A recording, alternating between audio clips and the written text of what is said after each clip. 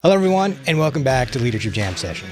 Today's episode is going to focus on the need to have a very direct conversation with your employee. This is more of a one-way discussion.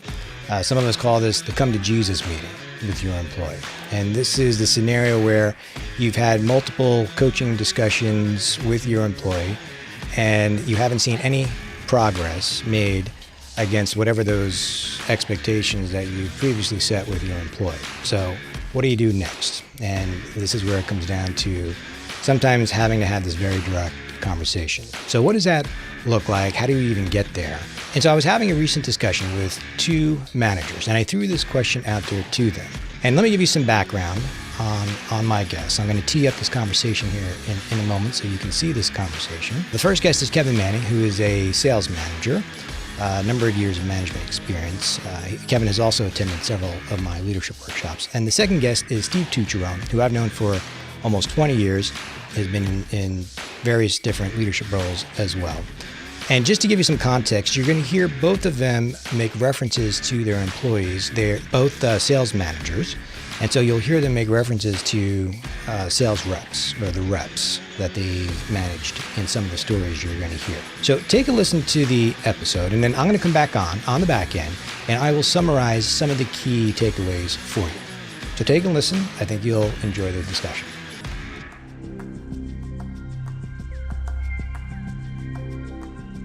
Let's talk about the one-way discussion since you brought it up. All right, so it's your favorite topic, Rob. Near and dear to my heart. Yeah. So quite honestly, I've saved a lot of employees from getting to that conversation quicker, as opposed to probably earlier in my career where I should have had that discussion quicker and didn't, and got into more problems further down the road. But the one-way discussion at times can be very powerful. Maybe you can share your thoughts on when do you need to get there? How do you know you need to get there? Right. And what does that look like, type of thing?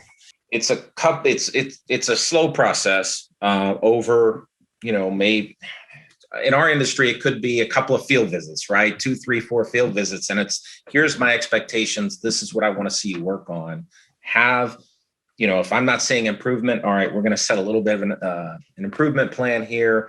And then, all right. When you say field visit, you're talking about when you go out and ride with your reps. And ride with people and reps, coach them and watch and observe what they're doing. Yep.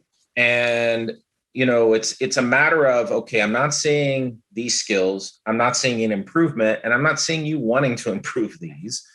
And let's put a plan in place, come back out, still not seeing that. I think you can't wait too long. Mm-hmm. If your gut is telling you this probably isn't going to work, your gut's usually right.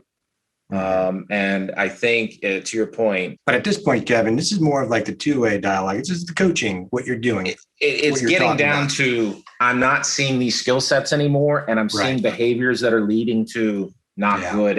And we've gone through a period of time of trying to get you square, and you're not.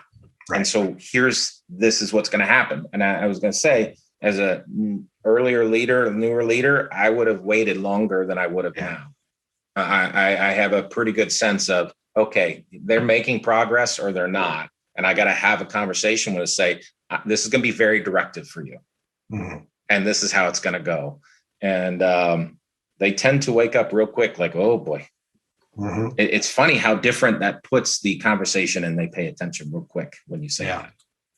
And the timing of it can be tricky, right? Because as you said, sometimes it's that gradual process, but, sometimes it's, the impact it's having on their teammates, right? Or maybe the team as a whole. It doesn't take long for a team to realize somebody's getting away with a lot of nonsense or not. And, that's going to reflect back on you and your ability to lead them as well. So, sometimes you're just backed into a corner.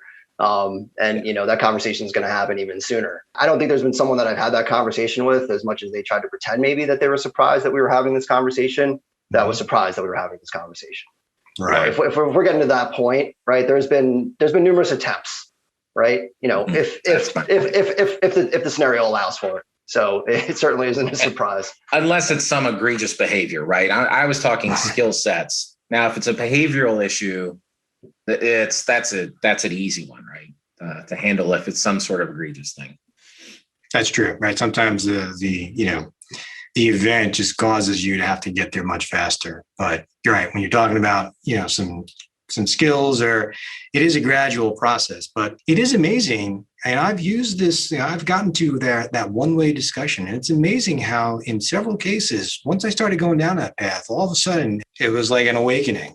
And I'm like, really? Because I've been trying to have this discussion with you along the way. And all of a sudden now, when I started going down a very directed path, it's like, it's like the lights open up in the room and it's like, oh, I see what you're talking about. I mean, it's almost like that's the way that they want to be led in a like almost like a subconscious way, right? That they're responding to that type of authoritative leadership, and now they're performing. I think it says something about maybe what's going on psychologically. Well, I also think too that sometimes we are probably subconsciously more lenient in some of these skills discussions, right? That all right, I want to give them a chance. I want to give them the benefit of the doubt. I mean, we tend to do that. Sometimes the benefit of the doubt isn't your friend.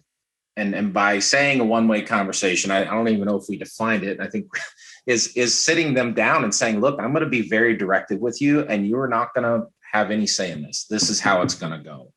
Yeah. And it really does snap people to like, uh-oh, what's going on here? This is different than what I've experienced in the past. And I think that snaps them out of what you said, Rob. Sometimes they have an awakening like, this is really different than what I've experienced before. I think that's a good point, Kevin, right? Because, this industry sometimes, right, it can lend it to, one where, you give your team a lot of trust. When we were in those roles, we wanted to earn that trust and be able to manage our business as we saw fit.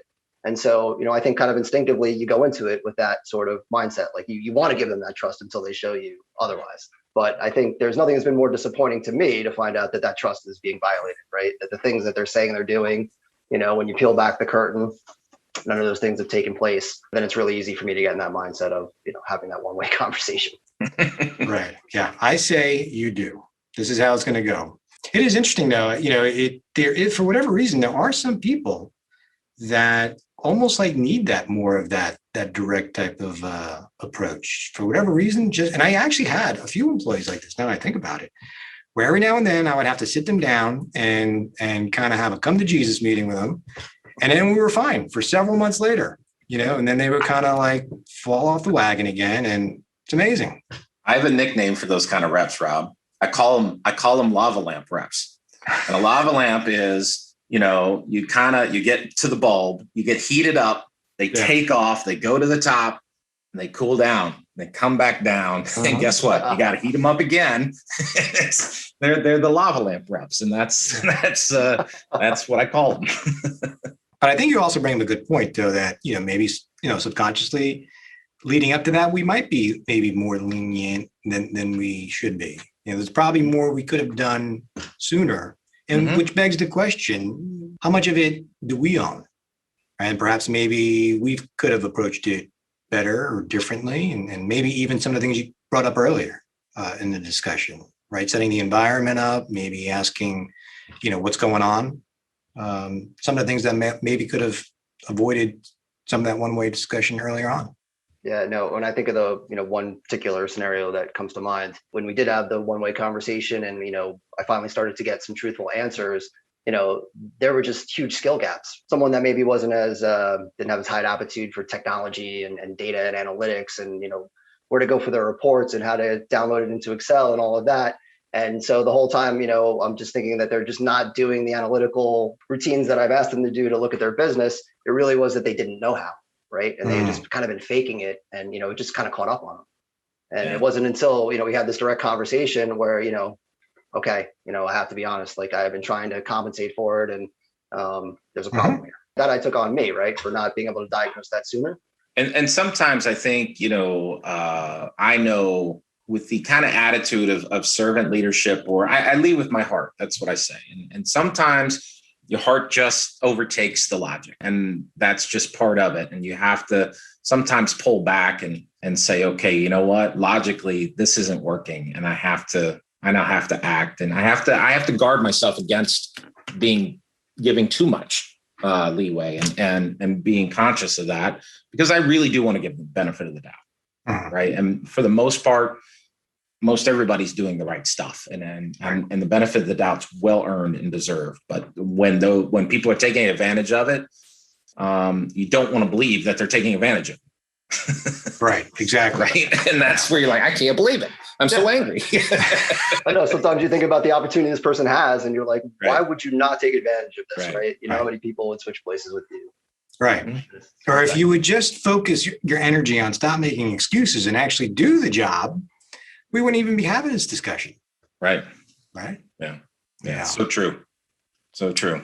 But I think it's a great point that, the majority of the discussions we're going to have, it's all, people are trying, it's all good intent. It's just trying to find the right levers to pull and try to find the right ways to approach them, diagnosing and some of these things that we talked about. Sometimes it's us. Sometimes we just made the mistake and haven't taken the time to teach them or show them or guide them. So the majority of what we're talking about is going to be more of just the day-to-day coaching. But then there are scenarios where you're going to have to go down this path of this more of a one-way discussion. Mm-hmm. But they certainly are more the minority, at least, in my experience, but those are the ones you remember, right? Those are the ones that are top of mind. I can remember every detail of those conversations and, other coaching sessions. They might be a little blurry. Steve, you bring up a point of having a one-way conversation. I remember we had launched a brand new drug. We're 4 months in, and I had somebody that just simply didn't want to leave her hometown. Wanted to stay close to home, didn't want to drive 2 and 3 hours away from inner territory, didn't want to do it, and had to have that conversation. And when you have that one-way conversation and they don't even respond, it's even more memorable because you're like, I want something from it. Come on, give me something. And there's nothing. It was just like, oh, all right. Just to clarify, did she not realize that the expectation was that she would work the entire territory? Even she did, but felt it wasn't worthy. Not worth my time. Of course, she felt this way after you hired her, right? Of course. Kevin, you win. That story wins. Yeah. Well, I wasn't trying to beat you, Steve, but again. No, but now you always find a way. Yeah, I'm just curious. I would have loved to have seen Kevin's reaction during this conversation. But I'm just curious, what did you do next? There was an improvement plan that was put in place real quick. You didn't download Uber to her phone? Say, look, all right. There's another way. Listen, if you don't want to drive, it's Uber. So that's right. Today's day and age. It was a large state, large territory, where Ubers probably rule. Let's just put it rule that Ubers are not going to be found. Not like where Steve is, where you can get an Uber every 2 seconds. Right. So what is interesting though? So Kevin, you said, what came next was obviously the whole process of, performance plan. And important thing to highlight though is, I've always used that one-way discussion, right? Once I've gotten to that point, it was also somewhat of a test for me to see which way they were going to go, depending on how they respond. Right. So Kevin, in your story, if there's like deer in the headlights, like it was blank. There's nothing. It was scary, actually. Yeah. Am I just talking to the mirror? Then I kind of know which way this is going to go. Right. Now I'm kind of like done. I'm like, all right, I know now where I'm going to put my focus on. Right. But depending on how they respond to that, is very telling. Agreed. That was a unique situation that I'm not sure I know how to react if someone doesn't react at all to that today. And that was a tough one and a tough battle, who eventually did turn around and start to, but it took that kind of proposition of this is your job that you're playing with here, that finally did turn around and start to do some work. But it took a while to get going. I don't know how to respond to somebody that doesn't respond to that kind of conversation. I mean, I've had some examples where, the response starts out with denial, right? And just disbelief and like, no, you must be mistaken. This is a misunderstanding. And because you've taken the time to prepare for that conversation, the facts are laid out, right? They're irrefutable. You have the email or the whatever it is, to a point where, that conversation starts to turn when they realize, there's no hope of just kind of, talking their way out of it. Managing salespeople, they will try to talk their way out of it, more often than not. But then to see that, okay, and then almost the acceptance of, okay, all right, and then what are you going to do, right? And that's the interesting part of it. Right. And when you see that person, dust themselves off, right, just look in the mirror and start to work at it, then you're there, right? You want to give them every, That's right. piece of your free time or whatever it takes to help them get there. Yeah, I think the important part of that one-way conversation is true. Steve, you mentioned this earlier, is you now own this. This is yours, right? And this is what we're going to do, and you own it, and it's your decision as to what you want to do with it. Yeah. And that's actually, for me, it's very freeing. Like to your point, Rob, it's a test, and how are you going to respond to this? I think it's a good way to see if people do respond. Yeah, it's powerful. And I've had a couple scenarios where it was a very, very direct one-way conversation. I remember the one time where I had a rep that clearly just wasn't working.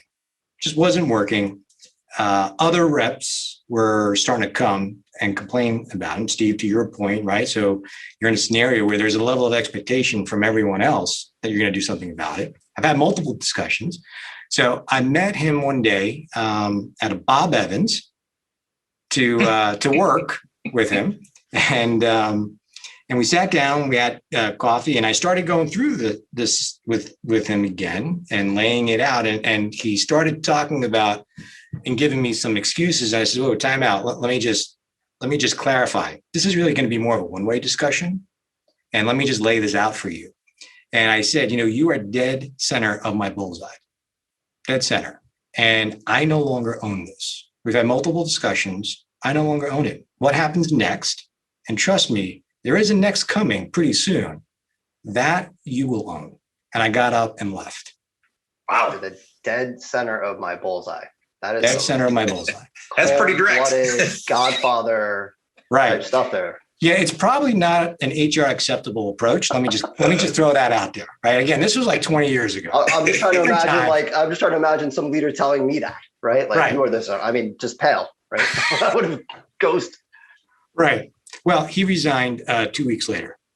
So that was kind of let me know everything I need to know.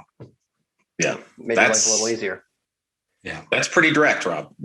Yeah. We clarify, I am not suggesting you should do that or anyone should do that. I like how we started with there's like varying degrees of how direct you want to be. There's varying degrees. He throws that example at us. Yeah. Again, probably not the in today's time an HR acceptable approach. Probably not 20 years ago either, but it worked, whatever. But going back to the point of it is liberating when you start talking about and using terminology such as, I no longer own this, you own it, and I'm going to hold you accountable to it. It is powerful, even just saying that. It's freeing because, you do worry about it and worry, okay, here's all the things I've got to do to make this happen. And when you kind of finally come to that realization of, you know what, these are the things you have to do and you own it and it's yours. It's freeing in a lot of ways. Up until that point, as a manager and just a business owner, there's so much investment in that employee at that point in time that the smarter strategy, would be to get them back on track, right? And get them, performing at a level that was acceptable, as opposed to having to start, from scratch again, bring someone on board, months of onboarding and training, so by the time they could have an impact on your business, it's going to be, months down the road. Once you cross that threshold of, you're not seeing the effort there and you put it on them, that's what it is. And as we talked about, it's going to take a while to ever get to that point. And in 90% of the cases, you're never going to have to go down that path. Mm-hmm. Because you're right, Steve. It's a huge investment that you're putting up front. We're responsible to try to get them back on track as much as we can. Yeah. So as we're wrapping up here, I just want to highlight one thing. Kevin, I see you have your Kentucky Derby shirt on. I know you reside in the land of the Derby where it's held. But unfortunately, you're not going this year during COVID times. Is that right? That is correct. It's about 30%, 40% capacity. The prices have kind of gone through the roof. So, but I will give you the best name of the Derby this year is it's owned by the Campbell Soup family. It's named Soup and Sandwich. It's the best horse name of the Derby. So we'll see, because this episode will take place after the Derby. That's not who I'm predicting to win. I got $20 across the board on Midnight Bourbon. Midnight Bourbon. All right. We'll see. We'll see if Midnight Bourbon wins. Has there ever been a horse in the Derby with bourbon in their name and you didn't pick them to win? Right. No, Steve, that's never happened. For clarity's sake. A lot of science I see in the way you pick your horses. Kevin. Lots of science. Yes. Lots of science. A lot of taste testing and a lot of. Right. Well, gentlemen, I appreciate you coming on and sharing your wisdom and your experience. Thank you. Pleasure, Rob. Thanks. All right, so let's try to summarize a few key takeaways based on that discussion. The first thing, probably the most important thing, is for you to realize that this is a gradual process. Having this one-way dialogue just doesn't happen right out of the gate, unless it's something egregious, as you heard us talk about.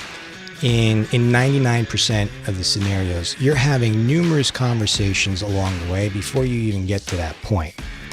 But when you do get to that point, there's a couple things to remember.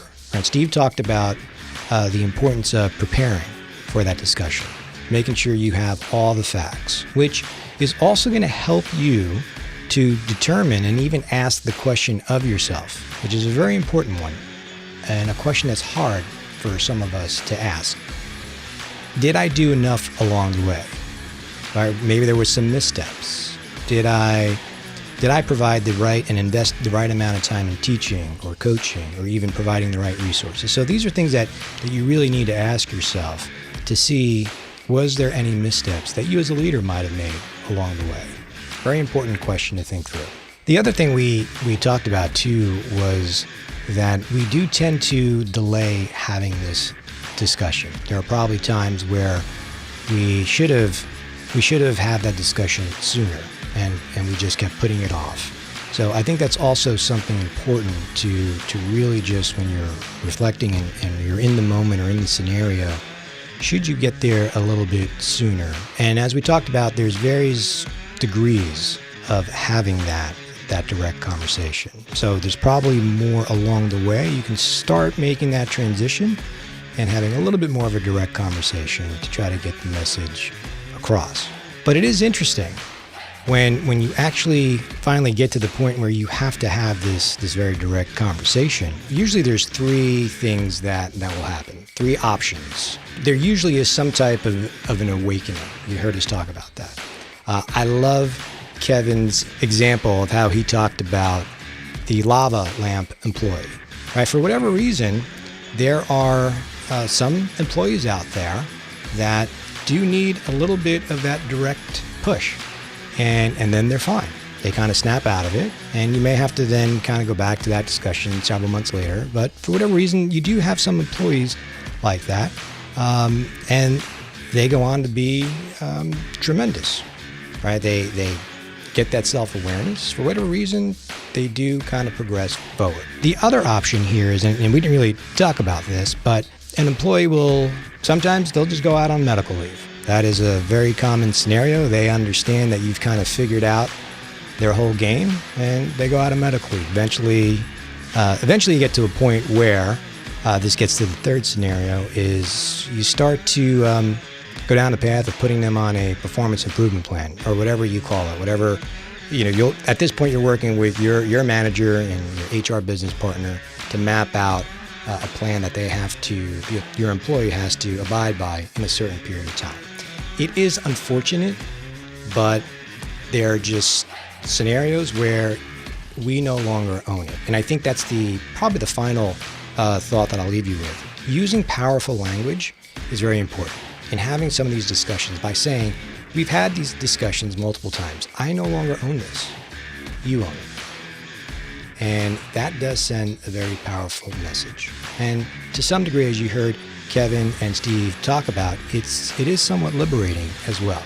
Never easy to have these discussions, but in some cases, it's a discussion that needs to happen. Well, I hope you enjoyed this episode, and a big shout out to Kevin and Steve for sharing their stories and their wisdom. And I look forward to seeing you again on the next episode of the Leadership Jam Session.